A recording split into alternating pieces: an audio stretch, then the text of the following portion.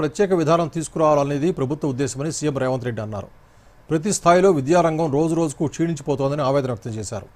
శాసన మండలిలో విద్యాశాఖపై సీఎం మాట్లాడారు.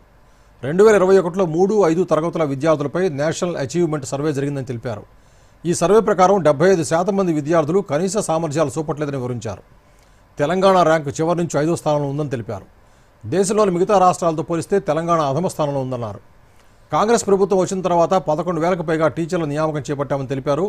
కలెక్టర్లైనా బదిలీ చేయవచ్చు కానీ టీచర్ల బదిలీ ఆషామాషి కాదన్నారు. ప్రభుత్వ పాఠశాలల్లో చదివే విద్యార్థులపై 1,08,000 రూపాయల చొప్పున ఖర్చు చేస్తున్నామని వివరించారు.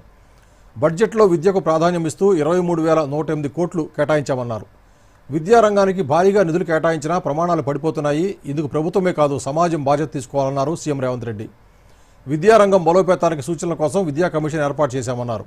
గాంధీ స్ఫూర్తితో తెలంగాణలో విద్యా ప్రమాణాల మెరుగు చర్యలు తీసుకుంటామని చెప్పారు. ఇందులో భాగంగానే నేను విద్యా కమిషన్తో మాట్లాడిన నాకున్న ఆలోచన ఏంటంటే ఇన్ని రకాల స్కూళ్ళు, primary school, upper primary school, high school, junior college, అదేవిధంగా డిగ్రీ కాలేజ్, అదేవిధంగా పాలిటెక్నిక్ కాలేజ్, లేకపోతే ఐటీఐ, లేకపోతే ఇట్లా ఏవైతున్నో technical education something different from regular ఎడ్యుకేషన్ని స్ట్రీమ్ లైన్ చేసి ఈరోజు విద్యకు అత్యంత ప్రాధాన్యత మనం ఇద్దాం. నిధుల కేటాయింపు ఒక్కటే సమస్యకు పరిష్కారం కాదు. సామాజిక బాధ్యత మనం అందరం తీసుకున్నప్పుడే ఇది విజయవంతం అవుతుంది.